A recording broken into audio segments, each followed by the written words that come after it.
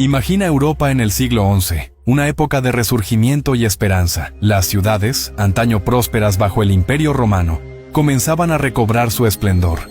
La economía florecía y la población se recuperaba, trayendo consigo un renovado interés por la vida urbana. En medio de esta revitalización, la religión mantenía un lugar central en la vida de los europeos, y las peregrinaciones a lugares sagrados como Roma, Santiago de Compostela y Jerusalén se convirtieron en una moda gracias a esta nueva prosperidad. De todas las rutas, la más desafiante y peligrosa era la que conducía a Jerusalén, la tierra donde Jesús de Nazaret vivió y murió. La situación se complicó cuando el califa Fatimí al-Hakim ordenó destruir la iglesia del Santo Sepulcro en Jerusalén. Este acto, junto con otros factores, encendió las pasiones religiosas y políticas en Europa. Las repúblicas italianas, interesadas en mantener rutas comerciales vitales bajo control cristiano, se unieron al clamor. En 1095, el Papa Urbano II, al grito de Deus Vult, Dios lo quiere, convocó la primera cruzada. Prometió que aquellos que participaran en la reconquista de Tierra Santa quedarían libres de pecado y asegurarían su lugar en el cielo. En julio de 1099, los cruzados, liderados por el noble francés Godofredo de Bouillon, lograron capturar Jerusalén, estableciendo el reino latino de Jerusalén. También surgieron nuevos territorios cristianos, los condados de Edesa y Trípoli y el Principado de Antioquía. Sin embargo, la realidad pronto golpeó a los cruzados. La tierra era pobre para la agricultura, estaban rodeados de enemigos y la población local no los aceptaba. Mantener y defender estas tierras se convirtió en una tarea ardua y costosa, por lo que muchos decidieron regresar a Europa. Entre los pocos que decidieron quedarse y proteger los lugares sagrados estaba un noble francés llamado Hugo de Payens. Junto con 6 u 8 compañeros, Hugo se dedicó a proteger a los peregrinos que viajaban desde el puerto de Jaffa hasta Jerusalén, un camino plagado de asaltadores y bandidos. Balduino II, el rey de Jerusalén, carente de recursos para defender su territorio, aceptó con gratitud la oferta de Hugo de fundar una hermandad dedicada a proteger a los peregrinos. En la Navidad de 1119, Hugo de Payens y sus compañeros hicieron votos monásticos de pobreza, castidad y obediencia, comprometiéndose a vivir bajo la regla de San Agustín. El rey les concedió un lugar en su palacio, específicamente en la antigua mezquita de Al-Aqsa, parte del Templo de Salomón. De ahí surgió el nombre de la Orden del Templo, o Templarios. 5 de estos caballeros fundadores viajaron a Europa en busca de apoyo y nuevos miembros. Hugo I de Champaña, antiguo señor de Hugo de Payens, fue uno de los primeros en unirse y apoyar la causa. La noticia de que un noble poderoso se había unido a esta orden militar se difundió rápidamente por Europa, atrayendo donaciones y nuevos reclutas. El apoyo más significativo vino de Bernardo de Claraval, un monje cisterciense y teólogo influyente, quien escribió en defensa de la orden, argumentando que la lucha armada por una causa justa, como la defensa de Tierra Santa, estaba justificada. Este respaldo teológico fue crucial para ganar la aceptación de la orden entre los clérigos. En 1129, el Papa Inocencio II reconoció oficialmente la Orden del Temple, otorgándoles privilegios únicos, incluyendo el derecho a retener el botín de guerra y la exención de pagar diezmos. La primera regla de la orden se redactó en el Concilio de Troyes, estableciendo las bases para la estructura y funcionamiento de los templarios. Las razones que impulsaban a las personas a unirse a la Orden del Temple eran diversas. Algunos se unían por una convicción religiosa profunda, con el deseo de defender Tierra Santa. Otros buscaban aventuras o una forma de utilizar sus habilidades militares, especialmente aquellos que no eran primogénitos y por lo tanto no tenían derecho a heredar tierras. En lugar de servir en el ejército de un señor o participar en torneos en busca de un matrimonio ventajoso, preferían poner sus talentos al servicio de la orden. Normalmente, Los aspirantes a templarios tenían entre 20 y 30 años, aunque hubo excepciones, como William Marshall, quien fue investido templario en su lecho de muerte. La mayoría eran solteros, aunque los casados podían unirse si contaban con el permiso de sus esposas. La posición social del nuevo miembro y su familia también era importante, ya que se esperaba una donación económica significativa.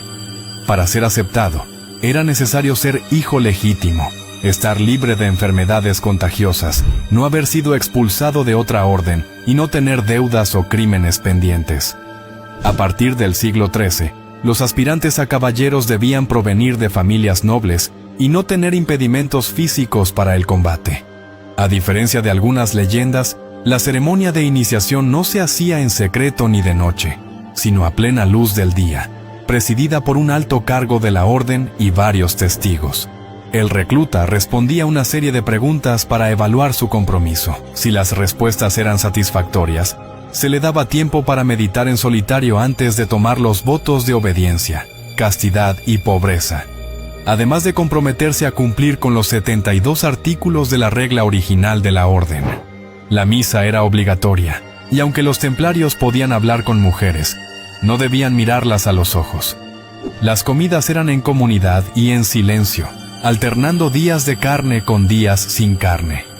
Los templarios tenían prohibidos los placeres terrenales, como la caza, la cetrería o los juegos de dados. Su vestimenta consistía en un uniforme blanco con capucha, de lino en verano y lana en invierno, con una cruz roja sobre fondo blanco en el pecho. Llevaban el pelo corto y barba, un estilo que contrastaba con los estándares de la época. El núcleo del ejército templario eran los caballeros, quienes ocupaban los puestos más relevantes de la orden, aunque no eran los más numerosos. En tiempos de guerra intensa, raramente superaban los 500. La mayoría de los miembros eran hermanos sargentos, encargados de la caballería ligera, la infantería y otras tareas como la construcción y la herrería. Estos sargentos se distinguían por sus ropas pardas, a diferencia de las blancas de los caballeros. Desde 1139, la orden tenía sus propios capellanes, encargados de guiar espiritualmente a sus miembros. Los mercenarios, llamados turcópolos, aunque no todos eran de origen turco, servían como arqueros a caballo. También estaban los donados, personas que habían cometido delitos y eran condenadas a trabajar para la orden. El líder supremo de la orden era el maestre, no gran maestre como a veces se dice, elegido por unanimidad por el Consejo de Treces, compuesto por 8 caballeros, 4 sargentos y un capellán. El senescal, segundo en la jerarquía, administraba los bienes y reemplazaba al maestre en sus ausencias. El mariscal gestionaba los caballos de guerra y era el comandante militar en el campo de batalla. El tesorero y el comandante de la flota también tenían roles importantes, especialmente en el comercio templario desde Acre.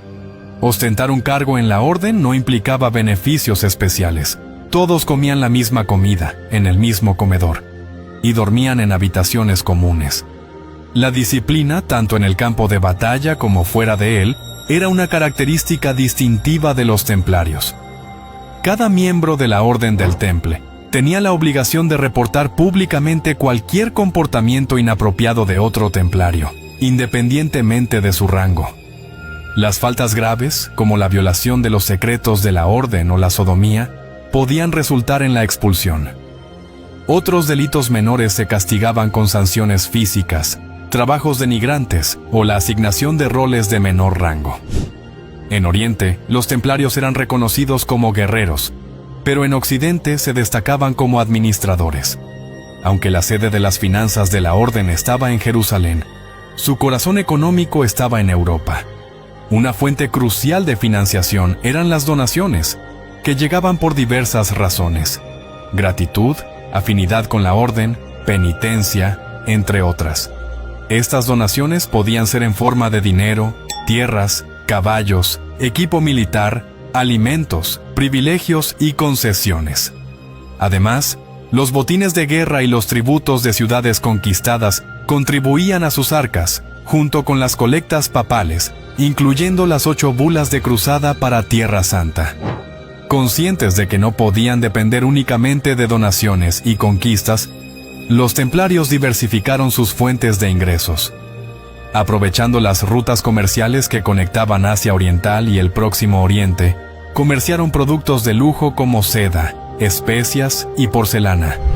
También vendieron reliquias religiosas, como el óleo milagroso de la Virgen de Sainaya, embotellado y distribuido por toda Europa. Las tierras donadas, a menudo dispersas, se vendían y el dinero se usaba para comprar propiedades contiguas o cercanas, creando así grandes encomiendas administradas por un caballero templario llamado preceptor o comendador. Estas encomiendas, agrupadas en prioratos y provincias, se extendieron por toda Europa, incluyendo Aragón, Castilla y Portugal en la península ibérica. Los templarios poseían granjas, viñedos, tierras de labor, bosques, molinos, minas de sal y hasta pueblos enteros. Aunque la Iglesia tradicionalmente veía los préstamos con interés como usura, los templarios, con su solvencia económica y en un mundo de liquidez limitada, ofrecían actividades financieras en mejores condiciones que los cambistas laicos. Esto incluía el sistema de depósitos y transferencias que permitía a una persona entregar dinero en un convento templario y retirarlo en otro, menos una comisión. Este sistema fue utilizado por cruzados, peregrinos, comerciantes y personas que viajaban por Europa. Con el tiempo, los templarios ampliaron sus actividades financieras, gestionando joyas, dinero y documentos importantes de nobles y familias adineradas. Su reputación de honestidad, austeridad y eficiencia atrajo la confianza de figuras prominentes. Desde 1147, las finanzas de la corona francesa se unieron a las de los templarios, estableciéndose el Tesoro Real de Francia en el complejo fortificado de la Torre del Temple en París. Los templarios no solo custodiaban el tesoro, sino que también administraban los bienes financieros y proporcionaban préstamos a la corona cuando era necesario. Este modelo se replicó con otros nobles poderosos y el Papa. Toda esta riqueza no repercutía en la vida diaria de los templarios, que continuaban viviendo en austeridad.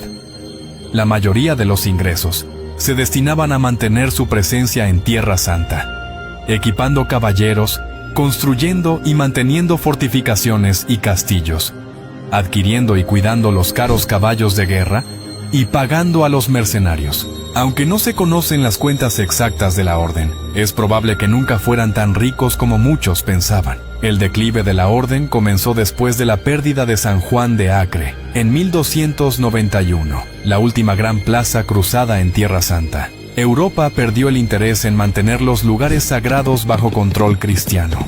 Mientras tanto, la monarquía francesa, dependiente financieramente de los templarios, junto con el Papa, tramaba el final de la orden, y así fue como terminó por desaparecer esta conocida leyenda de la Orden de los Templarios. Para ir finalizando y como reflexión final a esta historia, podemos apreciar cómo el final de los Templarios es un recordatorio del delicado equilibrio entre poder, fe y política en la historia. La Orden del Temple, que comenzó como una hermandad dedicada a proteger a los peregrinos y defender Tierra Santa, se convirtió en una poderosa institución con vastos recursos y una influencia considerable. Sin embargo, su riqueza y autonomía finalmente atrajeron la envidia y el temor de aquellos en el poder.